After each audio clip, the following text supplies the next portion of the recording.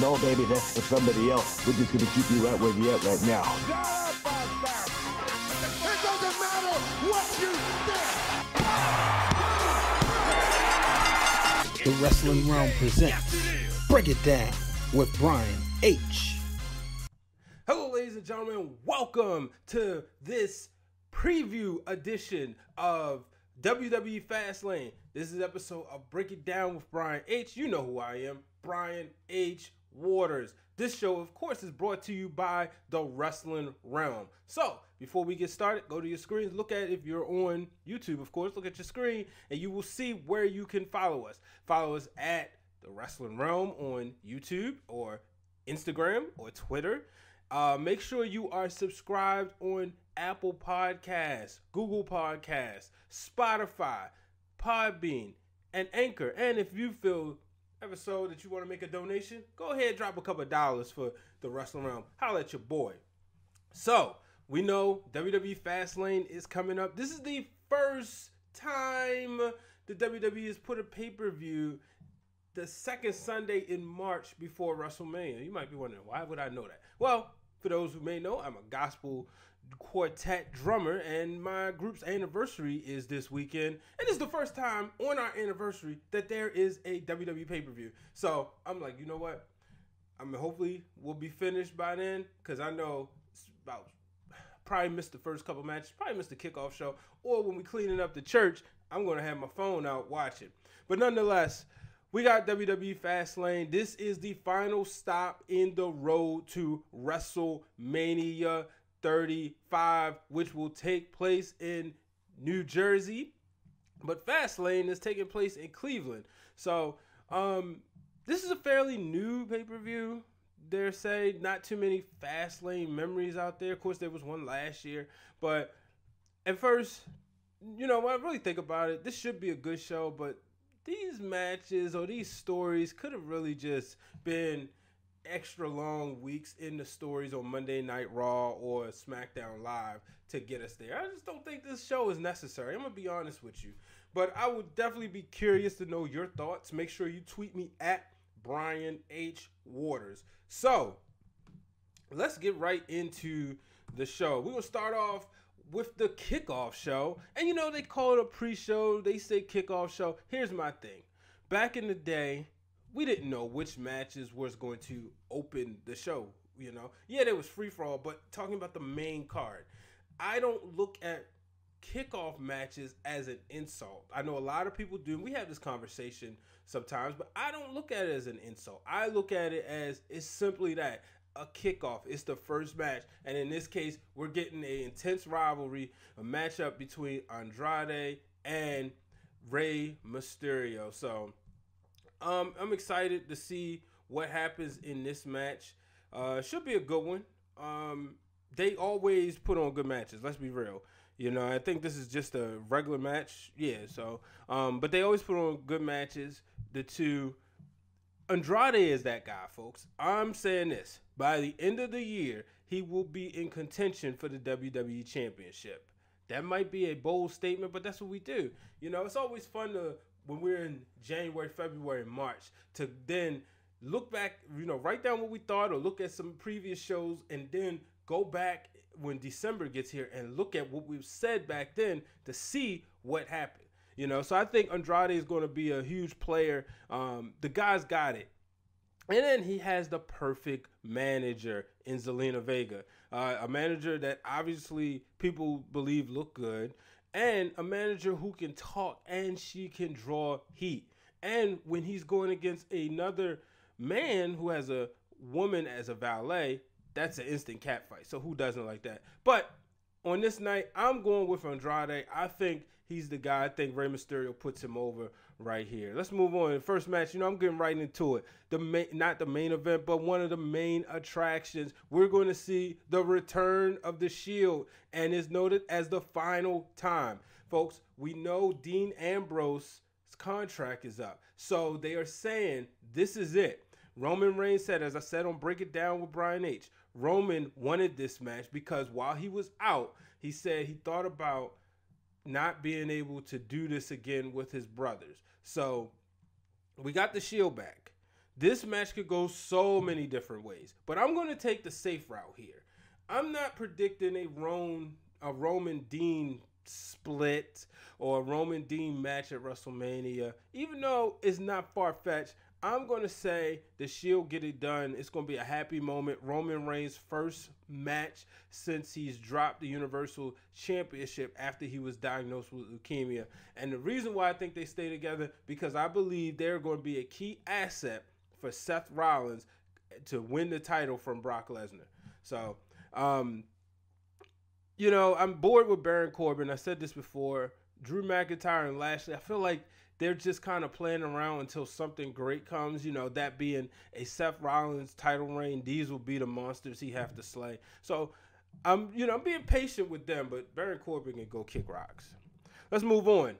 WWE SmackDown Live Women's Championship. We have Asuka taking on Mandy Rose.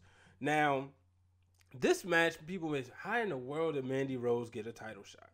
I think this could actually set up for an Asuka and Sonya Deville match at WrestleMania. Why? Because Sonya Deville is presented in a way that's believable, that she can conquer Asuka, that she could be ready for Asuka. Mandy Rose, though, is very slick and conniving. So I don't think she'll win this match, but I don't think it's going to be quick, fast, and in a hurry. I know she beat Naomi this past week, and it was a quick match, but that was to set up Asuka beating her down. Now, I know we say this all the time. We say, like, look, if the person who gets beat up on the go-home show, usually they're going to go over. I just do not see Mandy Rose winning the SmackDown Live Women's Championship. However, here's why it wouldn't be a bad thing. Because if she wins, one, you could set up a Mandy Rose Naomi match at WrestleMania for the title, or you could have Asuka get the belt back and have her crown achievement. And somebody correct me here, I believe that would make her the first Japanese wrestler to win a major championship at WrestleMania. And no, I am not counting Yokozuna at WrestleMania 9. So I want to know, somebody correct me. I just thought about it, so I didn't have time to research it. But I do think that if somehow or another Mandy Rose wins, that could either mean for a bigger win for Asuka at WrestleMania or a Mandy Rose Naomi match at WrestleMania, which could go either way. Only time will tell. So let's move on. We got tag team wrestling, folks. The Raw tag team titles are on the line. Ricochet and Aleister Black teaming up to go against, they're a tag team. That's a thing. They're going against the Revival, and they're going against Gable and Rude. So this match is going to put a lot of eyeballs on the product. And what I mean is, I'm not going to say it's going to steal the show, but it's going to help us understand that tag team wrestling is the way it should be. Not usually the biggest fan of multi-tag team matches, but this one makes sense. In the end, I think the Revival holds on to the titles. I think that, they find a way to get it done. And I don't think Ricochet and Aleister Black get pinned. I think they kind of holding them off. So I don't think they get pinned, but I do think the Revival still holding to the titles. Now, I would be interested to see what happens with Bobby Roode and Chad Gable. How long are they going to stay together? I don't need to see a match with them at WrestleMania, but I'm ready to see Bobby Roode take to the next level. I was just watching WrestleMania 34 last night, and I watched Bobby Roode in the United States Championship match. I'm like, man, he was a face, but he was in a singles match. That's how I want to see him. And I thought about him and Randy Orton. That was a dream match of mine. Didn't really get it the way I wanted to, but, we'll see. In the end, the Revival wins. Moving on, sticking with tag teams. We got the Usos defending the tag titles, the SmackDown Live tag titles, against the besties, Shane O'Mac and The Miz. I think this is obvious. I'm going with the Shane O'Mac and The Miz to lose. They're going to lose the titles, and this is going to set up a feud between them two. I could be wrong. I'm never always right, but I just think it's that obvious. I think the Usos win the titles. Retain the titles. And I wouldn't be surprised if you see them going against the Club or Aleister Black and Ricochet at WrestleMania. Moving on, we're going the Raw Women's Tag. Actually, I should just say the WWE Women's Tag Team titles, as Sasha Banks and Bayley will defend their titles against the team I thought was going to win them, Nia Jax and Tamina. This is a great story. They've been going at it back and forth for months now. Now we have a legitimate tag team match where there's a defendant and there's a challenger. I think Sasha Banks and Bayley wins. I know there's rumors that they'll defend the titles against Trish Stratus and Lita. Don't want to see it. Why? I just don't, save that for Evolution, But I do see Sasha Banks and Bayley holding on to the tag titles. And then we move on to the WWE Championship match. No, I don't think it's closing the show. It closed the show at Elimination Chamber. Yes, the new Daniel Bryan closed the show as WWE Champion. Shout out to Kahar, who always makes a big deal that AJ didn't get the chance to close the show. Still my brother. But yes, Daniel Bryan wins this match. He defends the title against Kevin Owens. I got him winning. It's just that simple. He's going to do his thing, This is going to set up for Daniel Bryan and Kofi Kingston at WrestleMania. No ifs, ands, or buts about it. That's where they're going. I think Kofi does win the title. We'll get there later when we do the WrestleMania preview show. And then what I have is the main event, because this is going to set us up for WrestleMania.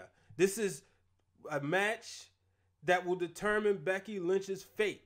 Becky Lynch will take on Charlotte Flair, and if Becky Lynch wins, she will be inserted in the WWE Raw Women's Championship match that will feature Ronda Rousey and Charlotte Flair. I'm going no contest. And then I think, I just think they're going to drag this out. I think the story is going to drag it out, and then it's going to be something where Becky's going to eventually get in. But I got this being a no contest. Even though I want to pick Becky, I think it's obvious to pick Becky Lynch, but I'm just kind of going out of the whim here. At the end of the day, I ain't get paid for this. I'm not betting. So we'll see. But this should be a good match. I think this closed the show, and I think they put on an incredible match at Evolution. You name it, that's what they do. So I can't wait. But folks, so that is the WWE Fastlane prediction show. Make sure you check it out. Got some quick announcements. So, as I said, and I got a big day on Sunday. So I'm not 100% sure that there will be a post show. Stay tuned for that. Break It Down with Brian H. We'll be on the road next week, possibly, or, it depends how I feel. Because on my job, I'm going to be out. So I'll probably do a show from my hotel. Then there is Wrestling for the Culture. So, because Sunday's a busy day and Monday I'll be traveling, there will not be a Wrestling for the Culture this week. However, it will be looped in side of Break It Down with Brian H. So, if you're out there, you have some footage or content, send it in. I'll get it in the show, but it will be a part of, like it used to be, it'll be a part of Break It Down with Brian H. So, folks, that's going to do it for this episode, this preview episode. Make sure you are logged in. Tweet us. Join the Facebook group. We have a Wrestling Wrealm Facebook group. We're in there chatting. Keep it respectful, but join it. Let us know. Tell us about your favorite wrestler. Tell us how you got into wrestling. And then, of course, while you're here on YouTube, make sure you are subscribed to the channel and check out some of the other stuff. We got an NWO video that we paid tribute to Real Dwayne Allen and myself. We redid the paid promotion, so make sure you check that out. Shout out to the Real Dwayne Allen, my brother. Get ready, because his basketball season's over. He's racked up the championships, so that means he'll be back in studio. So, folks, until the next time, I'm Brian H. Waters. So long, everybody. Hey, guys. Thank you for tuning in to this episode of Break It Down with Brian H. If you like what you see, go ahead and hit subscribe down low, and check out all the other stuff brought to you by the Wrestling Wrealm.